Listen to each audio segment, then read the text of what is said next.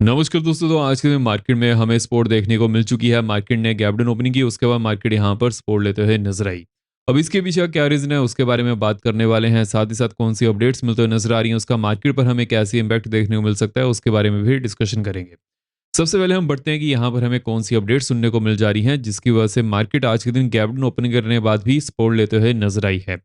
देखिए, आज के दिन पीएमए डाटा रिलीज हुए जो कि एक्सपेक्टेशन से अच्छे आते हुए नजर आए, जिसकी वजह से मार्केट को यहाँ पर सपोर्ट मिली। देखिए, ये तो सिर्फ एक न्यूज़ थी, लेकिन जो एक इंपॉर्टेंट यहाँ पर न्यूज़ थी, जो जीएसटी कलेक्शन है ऑलमोस्ट 5 ईयर हाई पर है, जिसका इंपैक्ट हमें मार्केट पर देखने को भी मिला है। देखिए, अगर जीएसटी का डाटा यहाँ पर ज़्यादा आता है, विच मीन्स की कंपनीज की जो ग्रोथ है वो भी यहाँ पर ज़्यादा हुई है, जिसकी वजह से जीएसटी कलेक्शन भी यहाँ पर ज़्यादा देखने को मिल चुकी है। बिकॉज प्रोडक्ट जितने बिकेंगे उतना ही जीएसटी भी यहाँ पर ज़्यादा कलेक्शन होगी।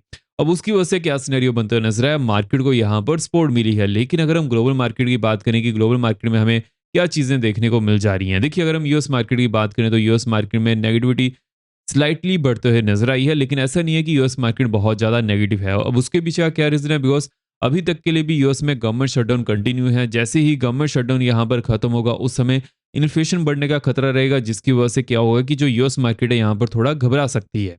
डोमेस्टिक मार्केट की बात करें, डोमेस्टिक मार्केट में जो जीएसटी कलेक्शन है, साथ ही साथ यहाँ पर जो पीएमए डाटा आए थे, जिसकी वजह से मार्केट को यहाँ पर सपोर्ट मिली है।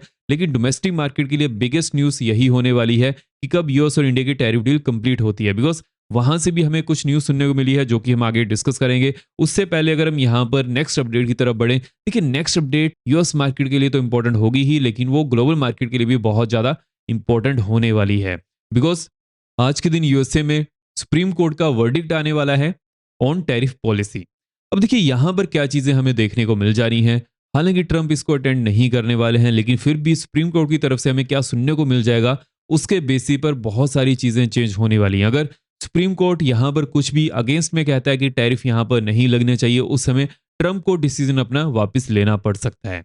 अब उसके ऊपर फोकस होने वाला है, लेकिन देखते हैं यहाँ पर क्या चीजें बनती हैं। बिकॉज सुप्रीम कोर्ट में जो भी जजेस रहते हैं वो प्रेसिडेंट ही अपॉइंट करता है। एंड वीडियो में आगे बढ़ने से पहले वीडियो लाइक करते जाएगा। जो भी आपके यहाँ पर कमेंट्स रहते हैं मैं सब कमेंट्स यहाँ पर पढ़ता हूँ। मेक श्योर कीजिएगा चैनल को सब्सक्राइब भी जरूर कर लीजिएगा और बेल आइकन कॉल पर रखिएगा सो दैट आप यहाँ पर कोई वीडियो मिस ना कर पाएं। बिकॉज देखिए, जो हमारा एनालिसिस होता है वो अनबेस्ड होता है। यहाँ पर क्या चीज़ें बनकर आती हैं, कैसे चीज़ें पैन आउट कर सकती हैं, सभी चीज़ों के ऊपर हम डिस्कशन करते हैं। जैसे कि हमने इन जोन्स के बारे में डिस्कशन की थी, मार्केट में अच्छी तरह से पैन आउट होते हुए नजर आई हैं। देखिए, मार्केट ने as expected gap down opening की, उसके बाद जैसे ही मार्केट ने 692,705 की जोन को तोड़ा, देन मार्केट कहां तक जाते हुए नजर आई है, 765 के आसपास। उसके बाद यहीं से ही मार्केट ने रेजिस्टेंस फेस की है। उसके बाद जैसे ही मार्केट डाउन साइड भी आई है तो 692,705 से ही मार्केट ने सपोर्ट ली है और अगेन यहां से अपर साइड जाना शुरू किया है।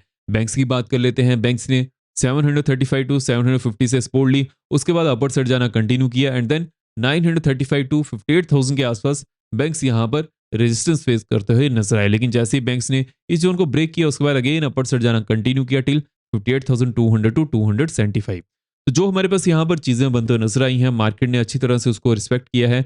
बट अगर हम यहाँ पर नेक्स्ट अपडेट की तरफ बढ़े, देखिए ट्रम्प ने रिसेंटली पुतिन और शी के बारे में ये कहा है कि टफ एंड स्मार्ट लीडर्स। अब इसके पीछे का क्या रीजन बनते हुए नजर आ रहा है। फर्स्ट ऑफ ऑल देखिए, पुतिन और शी ट्रंप की डील को एज इट इज नहीं लेकर चल रहे हैं, जिसकी वजह से ट्रंप को उनको हैंडल करना थोड़ा डिफिकल्ट होते हुए नजर आ रहा है और वो होगा भी। बिकॉज चाइना वर्ल्ड की सेकंड लार्जेस्ट इकोनॉमी है, जो कि अमेरिका को भी सरपास कर सकती है, जिसकी वजह से अमेरिका इस चीज से बहुत ज्यादा डरता है। बिकॉज अगर उसका नंबर 1 यहाँ पर टाइटल छीन जाएगा, उस समय यूएसए की जो पकड़ है वर्ल्ड में वो भी बहुत ज्यादा कम हो जाएगी।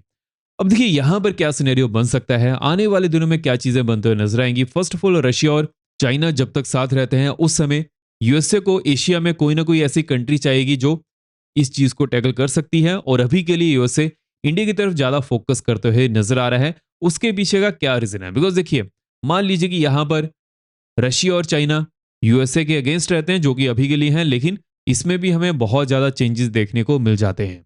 अगर यहाँ पर ये चीजें बनती हैं उसके ऊपर तो चलिए फोकस होने वाला है। बट अगर हम इस चीज को ऐसे लेकर चलें कि एशिया में अगर यूएसए को अपनी पकड़ बनाकर रखनी है तो उसको बड़ी से बड़ी कंट्री के साथ अच्छी डील्स करनी पड़ेंगी।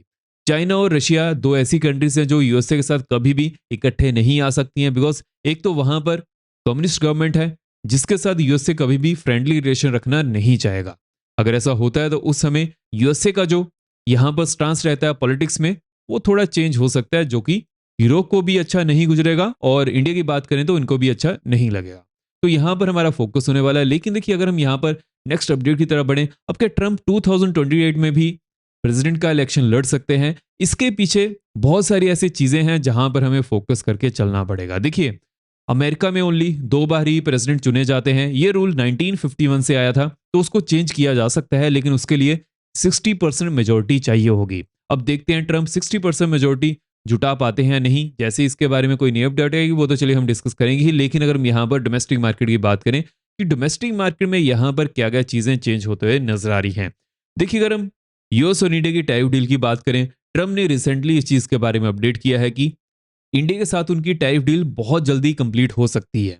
अब उसकी वजह से क्या सिनेरियो बनते हुए नजर आ रहा है, उसका इंपैक्ट हमें डोमेस्टिक मार्केट में भी देखने को मिल जा रहा है। Domestic market continuously upper and की तरफ सस्टेन करने में कामयाब हो पा रही है। देखिए, अगर नेक्स्ट वीक या फिर विद इन 10 डेज ये डील यहां पर कंप्लीट हो जाती है, उसके बाद तो मार्केट में all time high again touch होने वाला है। तो उसके ऊपर फोकस करके चलना है। जैसे इसके बारे में कोई नई अपडेट आएगी वो तो चलिए हम डिस्कस करेंगे ही। लेकिन अभी के लिए आपको इस चीज के ऊपर ज्यादा फोकस करना है कि टेक्निकल बेसिस पर क्या चीजें बनते हुए नजर आ रही हैं। उसके ऊपर भी हम अभी 1 मिनट में बात करने वाले हैं। उससे पहले अगर हम एफआईज के डाटा की बात करें कि एफआईज के डाटा में हमें क्या चीज बनते हुए नजर आ रही है, एज इट इज एफआईज यहाँ पर बिकवाली करते हुए नजर आ रहे हैं और डीआईज उस बिकवाली को पचाते हुए देखने को मिल जा रहे हैं। अब देखिए, एफआईज कंटिन्यूसली यहाँ पर बिकवाली क्यों कर रहे हैं, बिकॉज हमने इसके बारे में पहले भी डिस्कशन कर चुके हैं। जब तक इंडिया और यूएसए में टैरिफ डील कंप्लीट नहीं होती है उस समय तक के लिए एफआईज का कॉन्फिडेंस यहाँ पर थोड़ा कम रहेगा। और अभी के लिए जैसे कि चाइना के साथ यूएसए की टैरिफ डील कंप्लीट हो चुकी है, उसकी वजह से एफआईज थोड़े बहुत एफआईज वहां पर भी जाना ज्यादा प्रेफर कर रहे हैं। लेकिन अगर हम डीएस की बात करें, देखिए डीएस कंटिन्यूसली एफआईज से ज्यादा बड़ा नंबर यहाँ पर शो कर रहे हैं। बिकॉज कहीं ना कहीं डीएस को कुछ ऐसी न्यूज पता है जो कि हमें नहीं पता है। और मेरा यहाँ पर क्या मानना है, वो क्या न्यूज है, इंडिया और यूएसए की टैरिफ डील। बिकॉज वहां पर चीजें अच्छी तरह से पैन आउट होते नजर आ रही हैं, जिसकी वजह से डीएस कंटिन्यूसली यहाँ पर मार्केट में लिक्विडिटी को इंजेक्ट कर रहे हैं। अगर ऐसा नहीं होता तो उस समय डीएस इतना बड़ा नंबर शो नहीं करते। अब यहाँ पर एफआईज के लिए क्या दिक्कत है, मान लीजिए कि एफआईज अभी के लिए बाहर जा रहे हैं और उस समय तक के लिए यूएस और इंडिया में टैरिफ डील कंप्लीट हो जाती है, उस समय एफआईज को अपर लेवल्स पर एंटर करना पड़ सकता है, जो कि एफआईज करते भी हैं, पहले भी ऐसे ही करते थे। जिस भी कंट्री में उन्हें ज्यादा फायदा दिखता है वो वहां पर जाते हैं, चाहे वो कंट्री का इंडाइसिस किसी भी लेवल पर हो।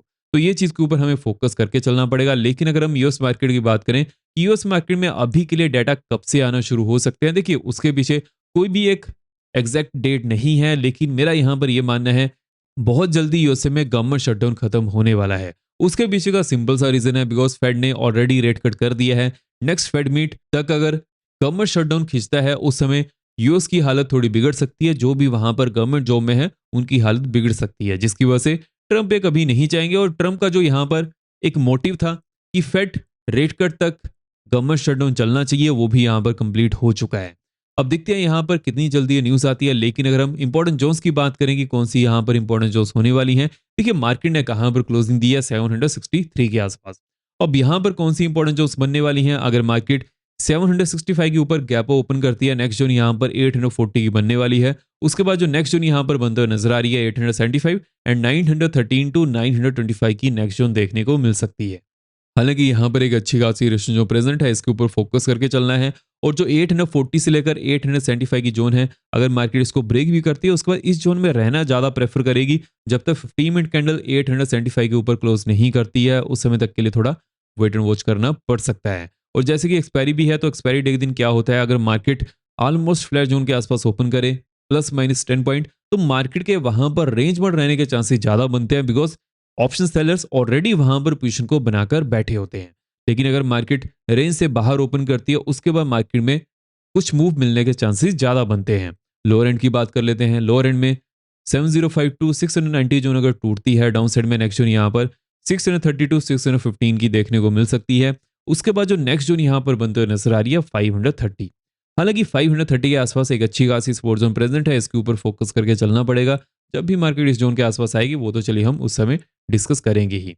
लेकिन अगर हम बैंक्स की बात करेंगे, बैंक्स में यहाँ पर क्या सिनेरियो बनते हुए नजर आ रहा है, देखिए बैंक्स ने कहाँ पर क्लोजिंग दी है 58,000 के ऊपर।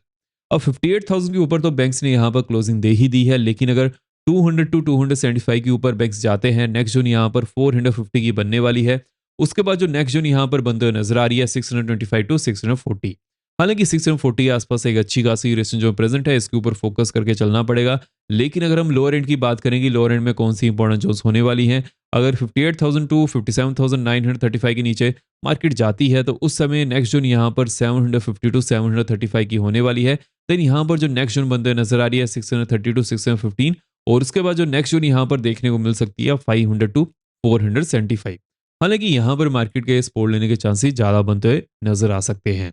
तो जो यहाँ पर हमारे पास इंपॉर्टेंट अपडेट सुनने को मिल जा रही हैं, कौन सी यहाँ पर इंपॉर्टेंट जोन्स बनते हुए नजर आ रही हैं, उन सभी चीज़ों के ऊपर हमने डिस्कशन कर लिया है। अब हम मिलते हैं नेक्स्ट वीडियो में। आई होप आपको वीडियो पसंद लगी हो। मेक श्योर कीजिएगा वीडियो को लाइक करते जाएगा। जय हिंद।